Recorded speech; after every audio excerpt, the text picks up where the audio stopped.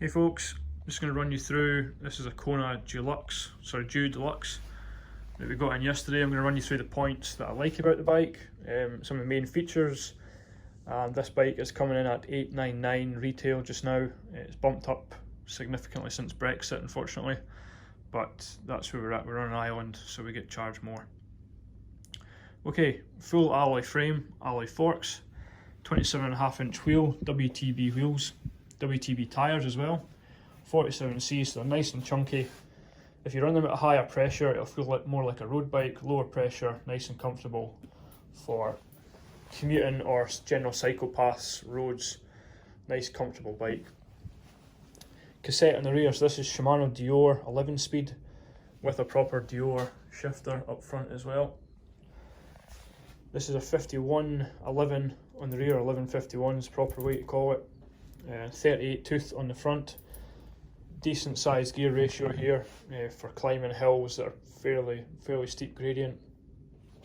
11 tooth as well on the bottom, giving it a little bit of speed if you like speed. Kickstand, proper quality kickstand here. You get the cheaper ones that fit and mount on here that tend to get hit by the crank over the years. These ones are mounted directly to the frame, just beneath the brake bracket there. Happy with that. Tetro hydraulic disc brakes, proper basic, these are super basic brakes I'll be honest, but they do last over time. You can get some higher quality brakes that brake and work better, but the maintenance costs with a bike like this would just be stupid. Standard Shimano pad that fits that.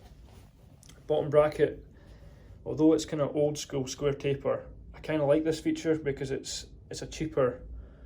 The bottom brackets themselves are cheaper to replace, so long term, 2-3 years down the line, a couple of thousand miles in, that's 15-20 quid bottom bracket, as opposed to having some fancier cranks on it, bumping the retail price up and costing you a lot more to replace. These are box standard bearings that are inside there, fairly bomb proof. I like them, nice feature. Mudguards, front and rear, they're kind of like an SKS style mudguards, so it's like an alloy sandwiched plastic.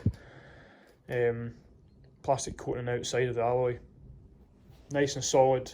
The front one's even got a little vibrator, so these stop the vibration travelling through the mudguard quite as much. I don't think they work to be honest, but it's a little feature. There you go. It's got the proper rubber tips. These are nice and soft out the box. You can see the rear one's got a little bit of deformed slightly just from it being squished in the box. I think it was sitting like that. Saddle on these, we've been fairly well impressed with the Kona saddles to be honest. They're decent bit of cushion on them, and they also have a proper cutout in the centre that goes to the foam, so when you're sitting with your weight on it, it does act like a cutout saddle. Yeah, fairly impressed with that. My own bike, I've kept the Kona saddle on it. Was meaning to change it, but it's comfortable still. Pedals, solid plastic pedals with standard bearings in it. They're not sealed bearings, but it's far better than most bikes that will come at this price range. Won't come with a set of pedals of this quality. They'll either come without pedals or they'll come with some really cheap, nasty, don't bother fitting kind of pedals, but we like these ones here. Yeah, that's most of the features. The Tetro brakes, mineral oil of course, and they work proper.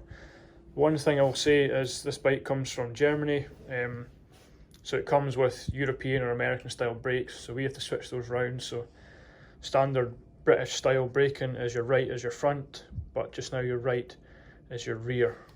So we switch that round before any customer takes it out.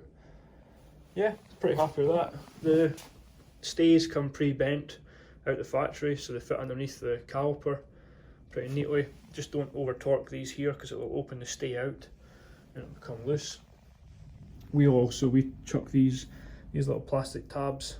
They tend to break down and pop off over time, so we chuck those away and we'll put zip ties on before it goes out to a customer. It's got plenty of space on the rear for, obviously a rear rack can be fitted pretty easily. It's got extra tie bolts to screw into the frame here, so you can have the rack fitted a bit tighter.